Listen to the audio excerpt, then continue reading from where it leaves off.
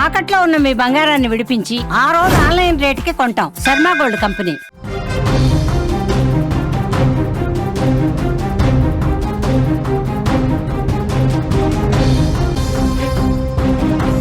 మరో breaking news చూస్తున్నాం. తెలంగాణలోని పలు ప్రాంతాల్లో భారీ వర్షాలు కురిసే అవకాశాలు కనిపిస్తున్నాయి.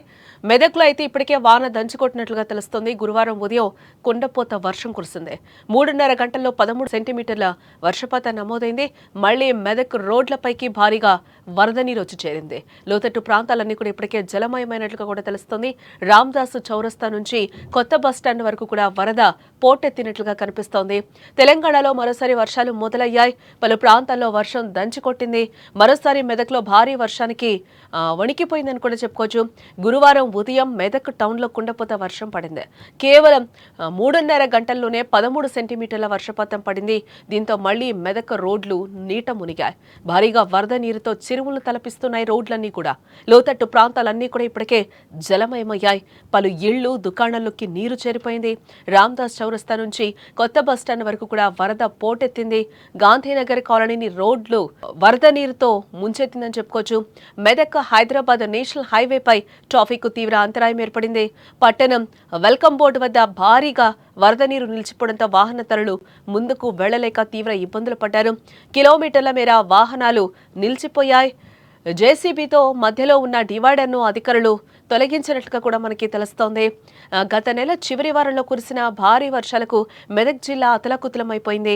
మెదక్ పట్టణం పూర్తిగా నీట మునిగింది. ఆ కష్టాల నుంచి ఇప్పుడిప్పుడే తేరుకుంటున్న సమయంలో మరోసారి వర్షం ముంచెత్తడంతో ప్రజలు తీవ్ర ఇబ్బందులు పడుతున్నారు. సరైన పారిశుద్ధ్య వ్యవస్థ లేకపోవడం, వరద నీరు వెళ్లేందుకు మార్గాలు లేకపోవడం వల్ల ప్రతి వర్షానికి ఇదే పరిస్థితి ఎదురవుతుందని కూడా అక్కడున్న ప్రజలు ఆవేదన వ్యక్తం చేస్తున్నారు.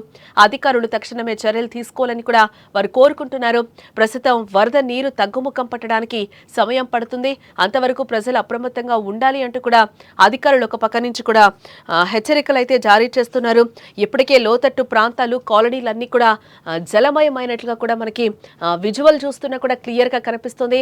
మెదక్లో ఎలాంటి వర్షపాతం నమోదైందో కూడా మనకి తెలుస్తుంది. 13 సెంటీమీటర్ల వర్షపాతం నమోదైంది. ఈ నేపథ్యంలోనే రోడ్లన్నీ కూడా వరద నీటితో నిండిపోయిన సిచ్యువేషన్స్ అయితే మనకి కనిపిస్తున్నాయి. ఇళ్లలోకి కూడా నీరు చేరినట్లుగా కూడా తెలుస్తోంది. మెదక్ హైదరాబాద్ హైవేపై కూడా ట్రాఫిక్ కి అంతరాయం కలిగినట్లుగా కూడా మనకి తెలుస్తోంది.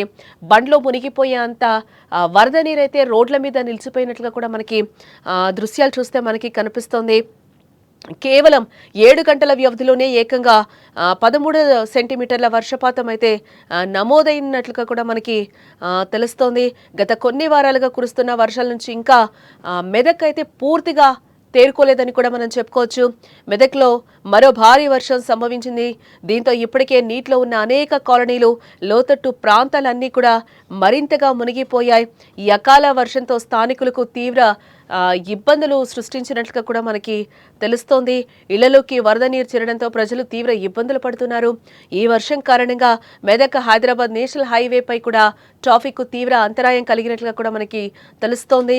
అలాగే కిలోమీటర్ల మేర వాహనాలు నిలిచిపోయినట్లుగా కూడా మనకి తెలుస్తోంది. సరైన పారిశుద్ధ్య వ్యవస్థ లేకపోవడం, వరద నీరు వెళ్లేందుకు కూడా మార్గాలు లేకపోవడంతో వచ్చిన ప్రతి వర్షానికి కూడా ఇదే పరిస్థితి ఎదురవుతుందని కూడా అక్కడ గ్రామస్తులు, అక్కడున్న ప్రజలు కూడా ఆవేదన వ్యక్తం చేస్తున్న పరిస్థితులు అయితే కనిపిస్తున్నాయి.